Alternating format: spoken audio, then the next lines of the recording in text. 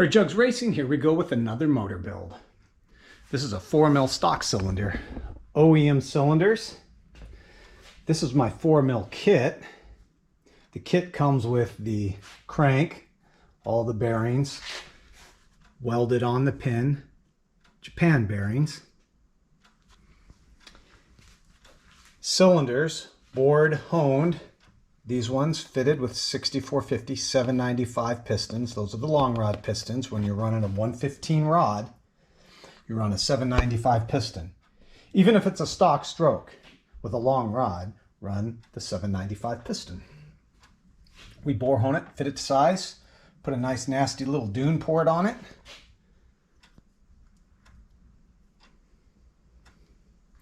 Have a Redline basket from Redline Racing, Cam over there, always hooking me up. We've got a NOS machine with my HJR motors engraved into it. Dave at NOS, always doing good stuff. Custom cut domes to run pump gas.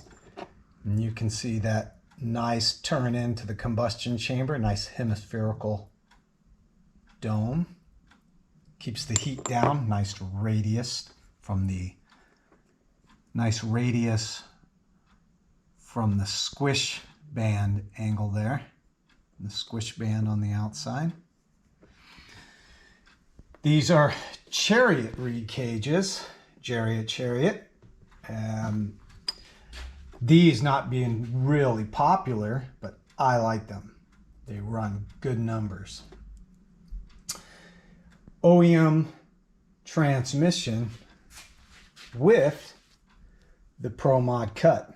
The Pro Mod cut is when we take and lash off one of those dog ears on every other ear there. This particular build doesn't need this kind of transmission, but he wanted it. So we gave it to him. It'll be ready in case it needs to go to race gas. But pump gas 4mm long rod will run on an OEM transmission with a shift star cut. But once you get to 80 horsepower, these start shifting slow. So you have to at least get a Pro Mod. If you're into serious drag racing, get a full override. All right, I'm going to tear this down and get it started. One other thing. I don't like iridium plugs.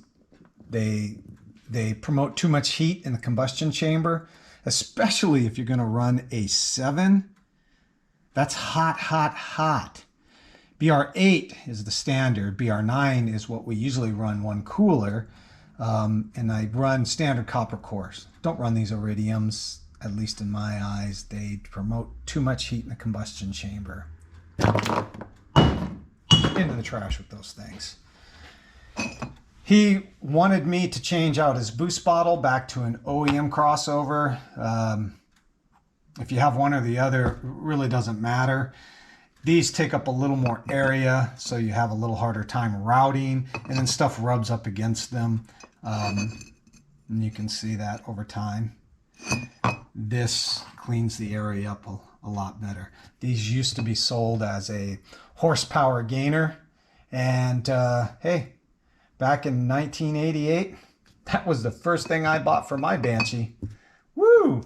We thought we were hauling when we put these on. They don't make any difference. Here we go.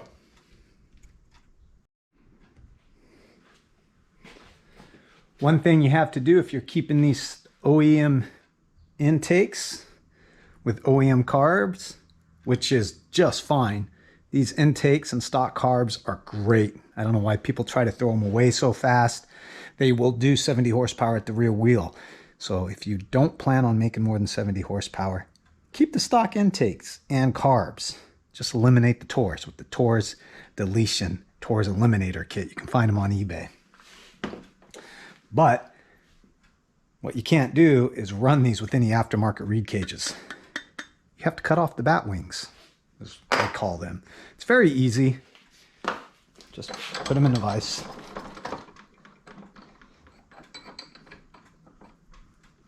Take a nice razor blade and just razor them off.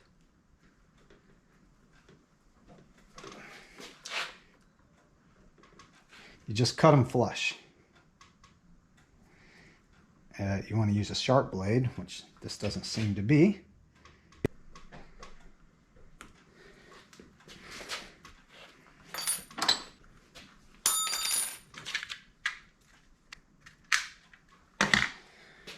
Helps if you use a brand new razor blade.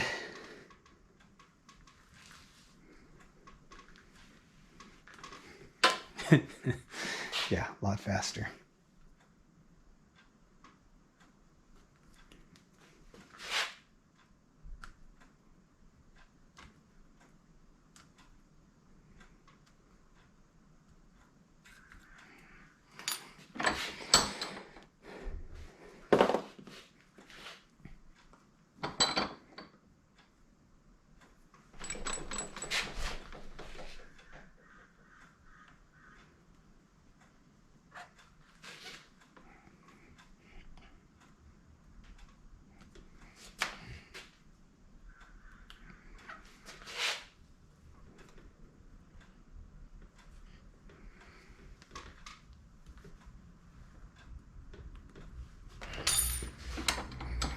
There you go. Helps to use a brand new razor blade. All right, I got the pistons off. Just take the circlip, pop it out, slide the wrist pin out. Sometimes those wrist pins get stuck. You have to bang on them. If you're going to reuse the crank, make sure not to just hammer them. You can bend a rod. If you're careful, you can use a C-clamp, tap the C-clamp. I believe I have it on my other videos on how to take those out when they are acting stuck. Because when you seize the top end up, these things get stuck.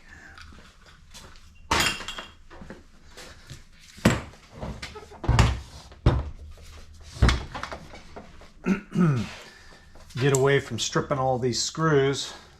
Always use an impact driver and a sledgehammer, and that'll break them all loose without stripping them out. And then you can take and just screw them right out.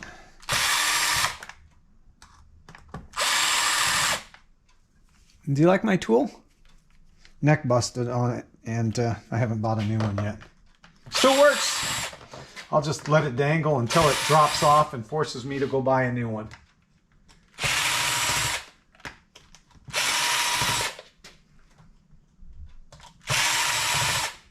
Put it up like this because when people ship me motors, a lot of times they don't empty them. So there's oil all over the place.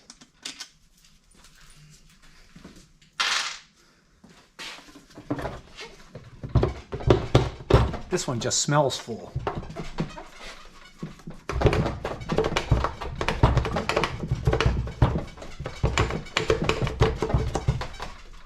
Come on, baby.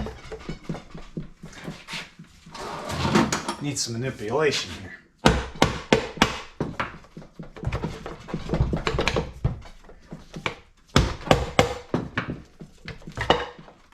There we go.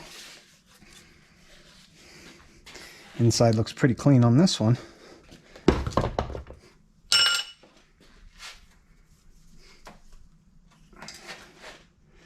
This one doesn't look like it has any oil, but just residual left over from dumping it out.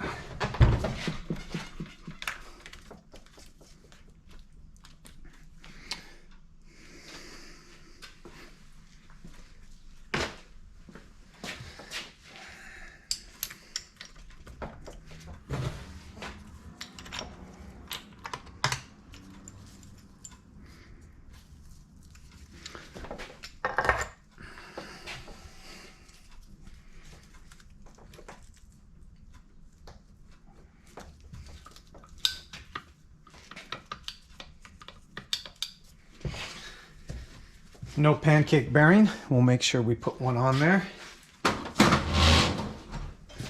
Let's get this thing broken down.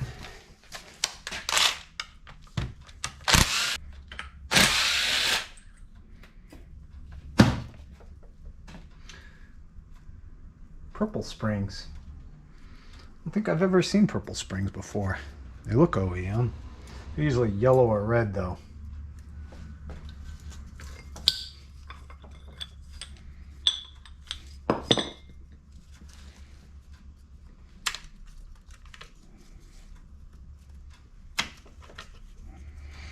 Okay, definitely aftermarket clutch, so these are aftermarket springs. Get that clutch lock undone. There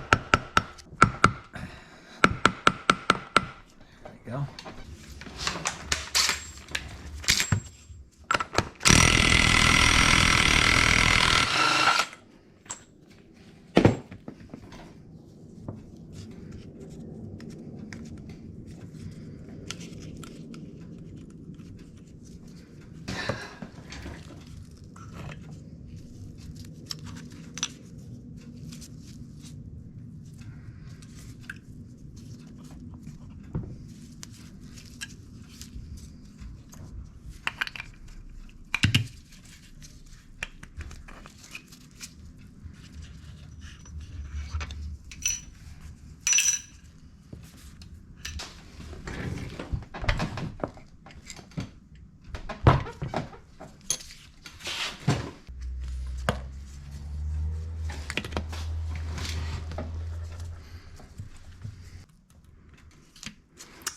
See how that claw rests on that dowel pin? You don't want that. You want this adjusted so it's up like that. We'll see if we can get any adjustment out of this. Looks like it's been adjusted a couple times. This is how you adjust it. You spin it. You have to unlock this locking washer and move this nut back so you can spin this. And this is offset so that it'll wobble like this. When it's out of adjustment, you know you have to replace everything. I sell that as my shift shaft kit.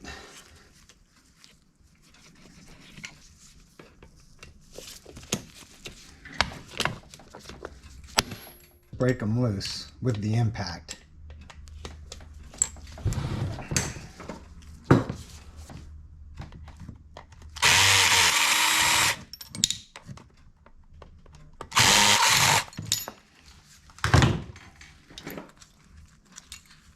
Okay, that's everything off this side. In order to separate the case, I believe we've removed everything off this side already. It came in with no stator, with the flywheel pulled off and no stator. I believe he's probably getting a new one. We'll want to remove this out of the way. It just makes cleaning the cases easier.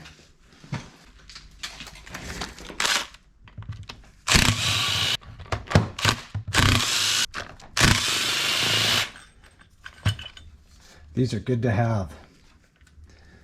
Will save your case up here. You see all these are broken all the time.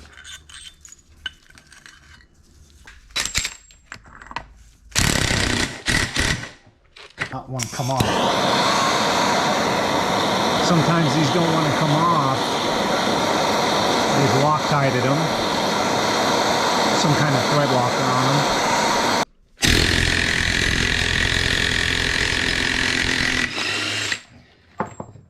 Smoking hot. Don't touch that.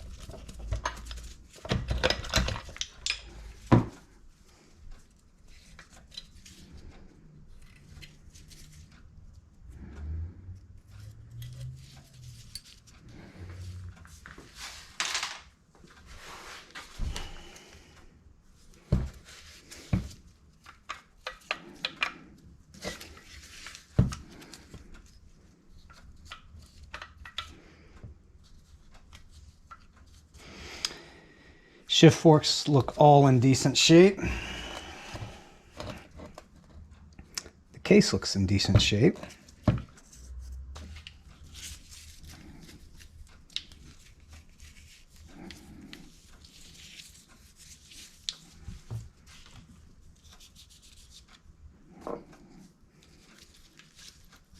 Yep. That gear is not good. It's probably the bushing inside pushing out. Okay, I hear you, I hear you. Everything else looks okay. We'll have to fix this one. Get these cases cleaned up. Pull this out, need it cleaned up.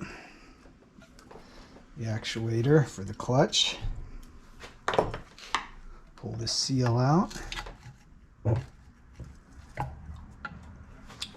Mono base gasket so I can trace and port. I'm going to port the upper case for this 4mm because he wants to make some power. This will port match his cylinders to the case, since the underside of his cylinders are ported. We're going to make that match that. So we take out the ears to get that volume up through there.